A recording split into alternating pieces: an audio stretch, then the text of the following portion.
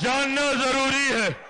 ये मौजूदा पीढ़ी के लिए जानना जरूरी है कि 80 के उस दशक में जब कांग्रेस की सरकार थी तो हमारे प्रदेश में एक से एक बड़े नरसंहार हुए। एक के बाद एक दलितों पिछड़ों को चिन्हित कर कर गोलियों से भूनने का काम किया। 80 का वो दशक जिसने इस नरसंहार की शुरुआत की, 90 के उस दशक जिसमें लालू जी की सरकार आई, ये दौर, ये सिलसिला कायम रहा।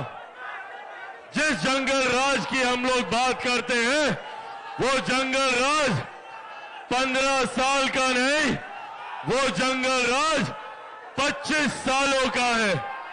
और उस 25 साल में कांग्रेस भी उतनी ही जिम्मेदार।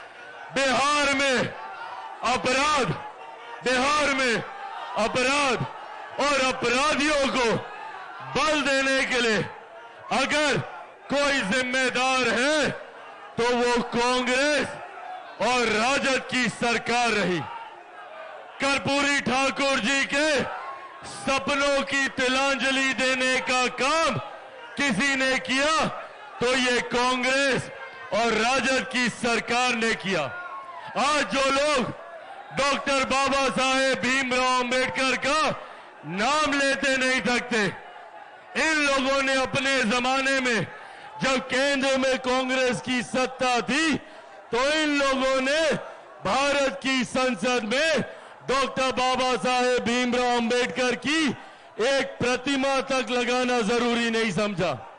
बाबा साहेब की पहली तस्वीर भारत की संसद में अगर लगी तो वो तब लगी जब वीपी सिंह जी की सरकार में मेरे नेता, मेरे पिता आदरणीय रामविलास पासवान जी जब केंद्र सरकार में मंत्री बने, वीपी सिंह जी की सरकार में श्रम एवं कल्याण मंत्री बने, तब उन्होंने बाबा साहेब की प्रतिमा को लगाने का काम किया। और आज जो लोग बाबा साहेब के विचारों की बात करते हैं, इन लोगों ने एक पार्टी तो छोड़ दीजिए, एक ही परिवार के 3-3 सदस्यों की तस्वीर भारत की संसद में थी, पर बाबा साहेब की तस्वीर नहीं थी।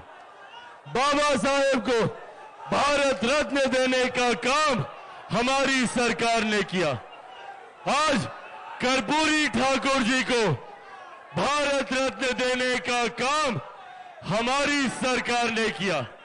जो लोग आज बिहार में आकर दलितों, पिछड़ों, शोषितों, वंचितों, अल्पसंख्यकों की बात करने का काम करते हैं, ये वही लोग हैं जिन्होंने जंगल राज के माध्यम से बिहार को बर्बाद करने का काम किया। सही मायनों में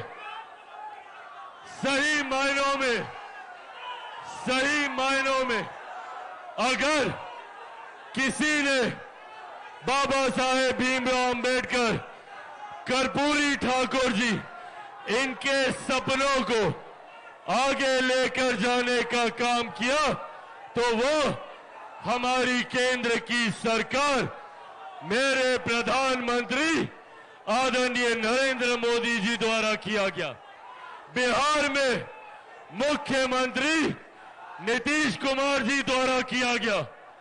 आज अगर बिहार में लोग वापस आने की सोच रखते हैं, अगर चिराग पासवान ये चाहता है कि बिहार से बाहर गए हुए लोग वापस बिहार आए, तो उस व्यवस्था को तैयार करने का काम हमारी डबल इंजन की सरकार के द्वारा किया जा रहा है।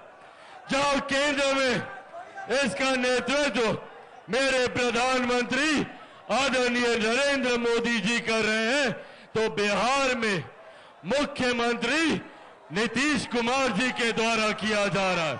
साथियों, मेरा सपना है, मैं चाहता हूं कि बिहार के किसी युवा को बिहार छोड़कर बिहार से बाहर शिक्षा या रोजगार के लिए ना जाना पड़े।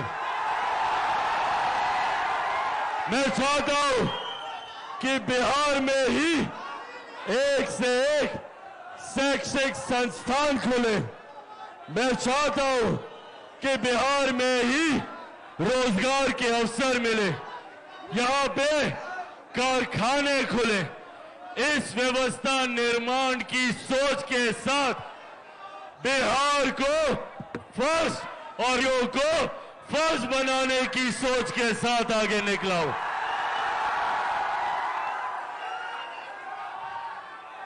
साथियों, इस संघर्ष में कई चुनौतियों का सामना किया। संभवतः भविष्य में भी कई और चुनौतियां आएंगी। इन लोगों ने बिहार फर्स्ट, बिहारी फर्स्ट की सोच को समाप्त करने के लिए चिराग पासवान को ही समाप्त करने की भूमिका बनाने का काम किया।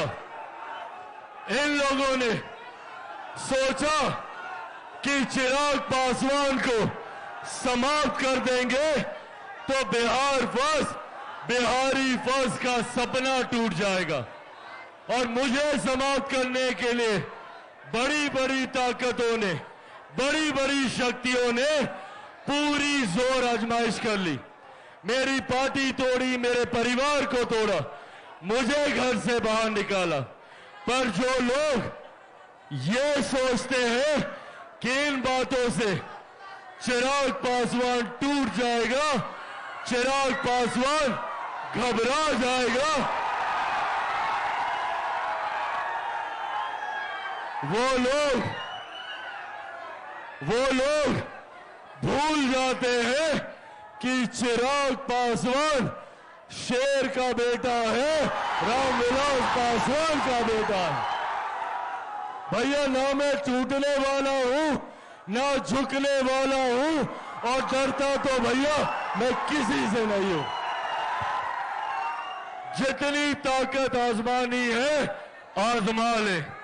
जब तक बिहार को विकसित राज्य नहीं बना दूंगा, तब तक मैं भी चैन की सांस नहीं लूंगा। ये वादा आप लोगों से करके जाता हूं। पर साथियों, इस वादे को पूरा करने में